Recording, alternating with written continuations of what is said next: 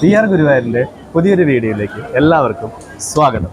ഇന്ന് നമ്മുടെ കൂടെയുള്ളത് നമ്മുടെ ഗുരുവായൂരത്തെ പാരമ്പര്യ അവകാശിയും അതുപോലെ നമ്മുടെ കൂട്ടുകാരനും ആയിട്ടുള്ള നമ്മുടെ രഘുവേട്ടനാണ് നമ്മുടെ കൂടെയുള്ളത് കേട്ടോ.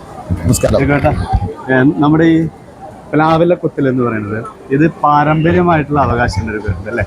അച്ഛൻ അപ്പൂപ്പന്മാരായിട്ടുള്ള പാരമ്പര്യം.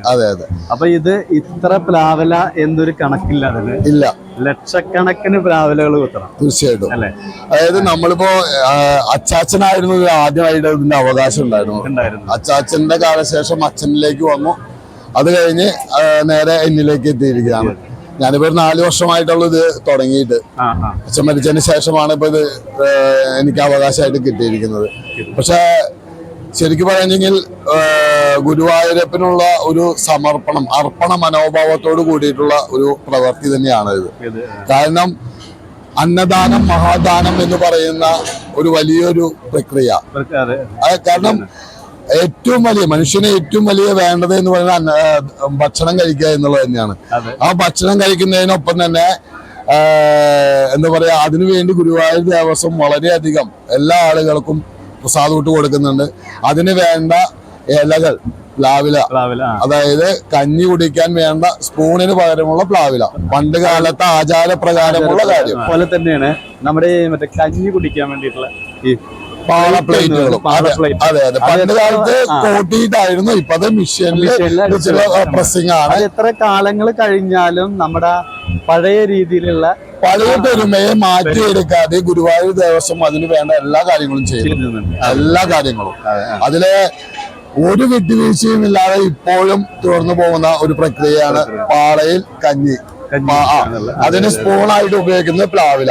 പ്ലാവില എന്ന് വെച്ച് കഴിഞ്ഞാൽ നമ്മൾ നമ്മളെ ഗുരുവായൂർ പ്രദേശങ്ങളിലും തൊട്ടടുത്തുള്ള പ്രദേശങ്ങളിലും എല്ലായിടത്തും പോയി നമ്മൾ പ്ലാവില വെട്ടിക്കൊണ്ടുവന്ന് അത് കുത്തി വൃത്തിയായി കഴുകി അത് നമ്മള് അവിടേക്ക് കൊടുക്കുന്നു. പിന്നെ അത് മാത്രമല്ല, അത് കുത്തണ ഈർക്കിലി വേണമല്ലോ. തീർച്ചയായിട്ടും ഈർക്കിലയുടെ പ്രവണത എന്ന് പറയുന്നത് ഒരു വർഷത്തെ ഒരു കഠിന പ്രയത്നം തന്നെയാണ്. അത് നമ്മളെ തറവാട്ടുകാരെല്ലാവരും കൂടിയിട്ട് അത് കളക്ട് ചെയ്ത് അതിനെ നല്ല രീതിയിൽ ഉണക്കി കഴുകി അതിനെ വൃത്തിയാക്കി വീണ്ടും അതിനെ ചീന്തി കഴിഞ്ഞാൽ വീണ്ടും ഉണക്കി നമുക്ക് പൊട്ടിച്ചു കഴിഞ്ഞാൽ പൊട്ടുന്ന രീതിയിലുള്ള ആ ഉണക്കമായിട്ടാണ് നമ്മൾ കൊണ്ടുവരുന്നത്. അതൊക്കെയാണ് നമ്മളെ ഇവിടുത്തെ ഇപ്പോഴത്തെ പ്രവൃത്തിയുമായിട്ട് എനിക്ക് പറയാനുള്ളത്.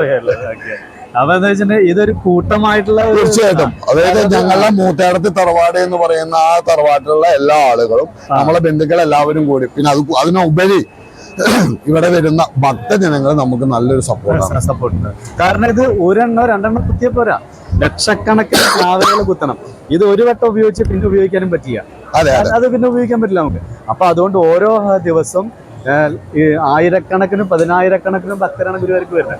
അപ്പൊ അവർക്ക് വേണ്ട കഞ്ഞി പുഴുക്ക് ഇതൊക്കെ കൊടുക്കാനും അതിന് വേണ്ടിയിട്ടുള്ള പ്ലാവില കുത്തുക എന്ന് പറഞ്ഞാൽ അതൊരു നിസ്സാര കാര്യമല്ല.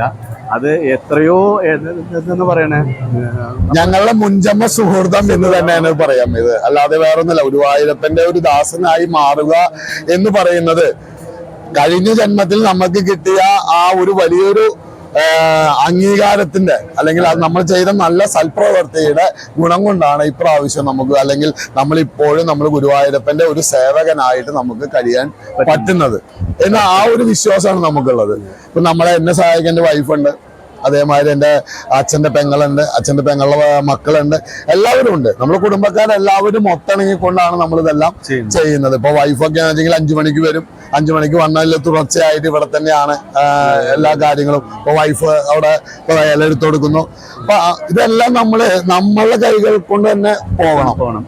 കാരണം അതിനൊരു കംപ്ലൈന്റ് വരാത്ത രീതിയിൽ നമ്മൾ എങ്ങനെയെങ്കിലും, കാരണം കംപ്ലൈന്റ് എന്ന് പറയുമ്പോ ഇല ചിലപ്പോ വലിപ്പം കൂടാം, ചിലപ്പോ കുറയാം. കാരണം നമുക്ക് കിട്ടുന്ന ഇലകളാണ് നമ്മളത് പ്രകൃതിയിൽ ഉണ്ടാകുന്നത്. തീർച്ചയായിട്ടും ഒന്നും പറയാൻ പറ്റില്ല. പലതും പല വലുപ്പം പല രൂപങ്ങളുമായിരിക്കും. അതെ. എന്നാലും പരമാവധി നമ്മൾ നല്ല ഇലകൾ മാത്രമാണ് നമ്മൾ ഇങ്ങോട്ട് കൊണ്ടുവരുന്നത്, ഭഗവാന്റെ അടുത്തേക്ക് കൊണ്ടുവരുന്നത്.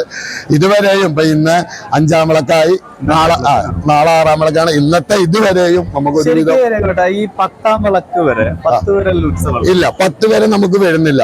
ഇല്ല. അപ്പൊ ആദ്യത്തെ ഉത്സവം എന്ന് പറയുന്നത് ആനോട്ടം.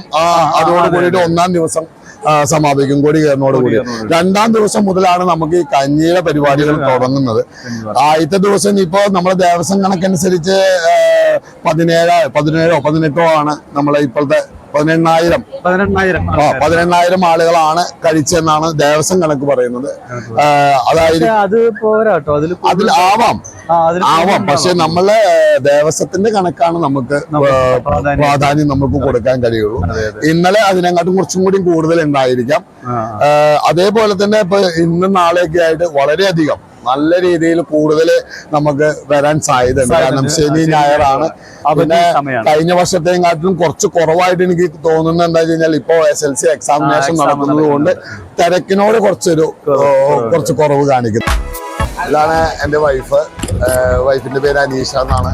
കാലത്ത് 5 മണിക്ക് എന്റെ കൂടെ ഇങ്ങോട്ട് എത്തും. പിന്നെ ഇതിന്റെ എല്ലാ മേൽനോട്ടവും എല്ലാ കാര്യങ്ങളും എല്ലാം ഈ പറയുന്ന മാതിരി അവള് തന്നെയാണ്. ഇപ്പൊ കാര്യങ്ങളെല്ലാം എടുത്തു കൊടുക്കലും നമ്മളിപ്പോ നമ്മളെന്തെങ്കിലും കാര്യങ്ങൾക്ക് ഇലവെട്ടാനോ മറ്റുള്ള കാര്യങ്ങളൊക്കെ പോയി കഴിഞ്ഞാൽ അതിന് വേണ്ട എല്ലാ കാര്യങ്ങളും എല്ലാം അവൾ ചെയ്യും. അച്ഛന്റെ പെങ്ങളും ഉണ്ടാവും, എല്ലാവരും ഉണ്ടാവും. അപ്പൊ അതാണ് പറയുന്നത്, ശക്തി കേന്ദ്രമാണ് ഭാര്യ എന്ന് പറയുന്നത്. എപ്പോഴും ഒരു കാര്യത്തിന് കൂടെ എപ്പോഴും ഉണ്ടാവുന്ന ഒരാളാണ് എന്ത് കാര്യത്തിനും. അതുപോലെ തന്നെ രഘുവേട്ടന്റെ മോള് നല്ലൊരു ഡാൻസുകാരിയാണ് കേട്ടോ. ആളിപ്പോ എവിടെ പഠിക്കുന്നത് ഡാൻസ്? ഇപ്പൊ പല ടീച്ചർമാരൊപ്പം പഠിക്കുന്നുണ്ട്. പക്ഷെ ഇന്നലെ ഉണ്ടായിരുന്നു നമ്മളെ മേൽപ്പത്തൂർ ഓഡിറ്റോറിയത്തില് ഡാൻസ്.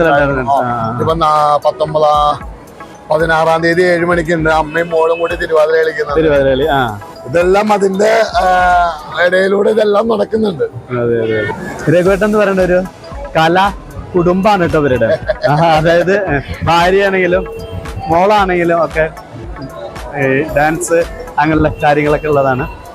അപ്പൊ ഞാനിവിടെ വന്നപ്പോ ഞാൻ ഇവരുടെ കൂടെ കൂടിയതൊന്ന് കുത്താൻ കുത്താലോ നമുക്ക് കാര്യം തന്നെയാണ്. നമ്മളെല്ലാവരോടും പറയും ഭഗവാന്റെ അടുത്ത് വന്ന് ഭഗവാന്റെ തിരുവുത്സവത്തിന് നമ്മളും ഒരു ഭാഗപാത്രമാവാൻ പല ആളുകളും കൊതിക്കുന്നതാണ്. പിന്നെ തീർച്ചയായും ആ കൊതിക്കുന്ന ആ ഒരു കാര്യം എന്ന് പറയുന്നത് ഇതിലൂടെ നമുക്ക് അതിന്റെ ഒരു ഇത് കിട്ടുകയാണെങ്കിൽ ഏറ്റവും നല്ല കാര്യം തന്നെ. ഭഗവാന്റെ ഉത്സവത്തിന് നമ്മളും ഒരു പങ്കാളികളാവുക എന്ന് മാത്രമാണ് അതില്.